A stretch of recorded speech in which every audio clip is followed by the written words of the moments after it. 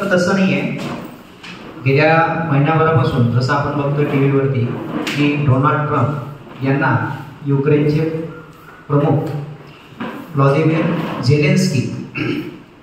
Zelensky हे oval हाऊसमध्ये white हाऊसमध्ये भेटले आणि व्हाईट हाऊसमध्ये उभ्या मीडियासमोर ट्रम्प यांनी झेलेन्स्की यांचा कठोर शब्दामध्ये त्यांना ताशेरे बोलले की तुम्ही हे युद्ध थांबवा.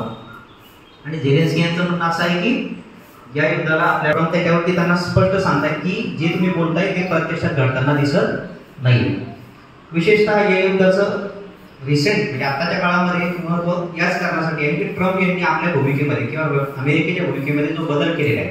आतापर्यंत या युद्धाला उघड पाठिंबा उघड सपोर्ट हा अमेरिकेने दिलेला होता आणि हे युद्ध जितकं जास्त चाललं तितकं अमेरिकेला हिताचं होतं. भूराजकारण याचा अर्थ काय आहे किंवा भूराजकारण या शब्दाचं महत्त्व काय आहे तर विशेषतः जसं सरांनी सांगितलं पहिलं आणि दुसरं महायुद्ध. तर जगाच्या इतिहासाचा ज्यावेळेस आपण अभ्यास करतो काही गोष्टी आपल्याला लक्षात येतात की सुरुवातीच्या काळामध्ये 18व्या शतकापर्यंत 19व्या शतकापर्यंत भूगोलाचं महत्त्व हे विशेष नव्हतं. भूगोलाचं महत्त्व जगाच्या राजकारणामध्ये त्याचं कारण हे असं होतं की तोपर्यंत जगाचा इतिहास हा फक्त युरोपचा इतिहास होता. युरोपमध्ये जे घडलं ते जगात घडलं असं मानलं जायचं. त्या काळामध्ये आशिया खंड असेल, आफ्रिका खंड असेल किंवा लॅटिन अमेरिका किंवा अमेरिका या बोनापार्ट हा जो फ्रान्सचा शासक होता याने आक्रमक राष्ट्रवाद किंवा सत्तेचा विस्तार करण्याचा प्रयत्न केला आणि त्याने युरोप पूर्ण पादाक्रांत करायला सुरुवात केली.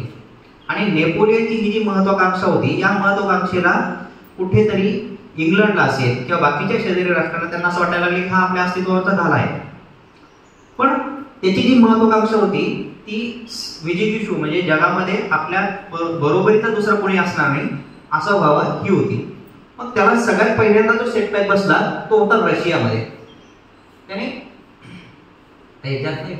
मला दाखवता येईल हो ओके हा फ्रान्स आहे आणि त्याला त्यावेळेसचा जो रशिया भाग होता हा इकडचा या भागामध्ये त्याला सत्ता काबीज करायची होती. एक गोष्ट इथे लक्षात घ्या की हा जो रशिया आहे आपण जसं सुरुवातीला बोललो की एवढा लांब असा पूर्ण पट्टा आहे याच्यामध्ये इथपर्यंत पोलंड बेल्ट वगळता यातला बराचसा जो भाग आहे कझाकस्तान उझबेकिस्तान हा सुद्धा भाग सुरुवातीच्या काळामध्ये ऍड होता. 1989 ला सोव्हिएत रशियाचं विभाजन झालं आणि हे 15 देश याच्यातले वेगळे झाले. तर ज्यावेळेस नेपोलियन बोनापार्ट सत्ता जिंकायला सुरुवात केली होती त्यावेळेस त्याने रशियाच्या पश्चिमेकडे त्याने आक्रमण केलेलं होतं. आणि हेही लक्षात घ्या की रशियाच्या पश्चिमेच्या दुसरी गोष्ट अशी आहे की बहुतांश इथं मिनरल्स आहेत खनिजे जे आहेत ती याच भागामध्ये आहेत, उद्योगधंदे जे आहेत ती याच भागामध्ये आहेत आणि देशाची त्यामुळे बऱ्याच राजधानी मॉस्को जी आहे ती या साधारण इथे कुठेतरी आहे.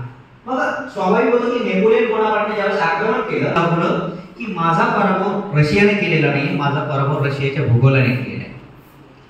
म्हणून आजचा विषय भूराजकारण हा महत्वाचा वाटतो. आणि नेपोलियनच्या या पराभवानंतर जगाच्या राजकारणामध्ये एक गोष्ट लक्षात येईल की जर तुम्हाला जगावरती सत्ता मिळवायची असेल जग जर जिंकायचं असेल तर तुम्हाला आधी भूगोल शिकला पाहिजे.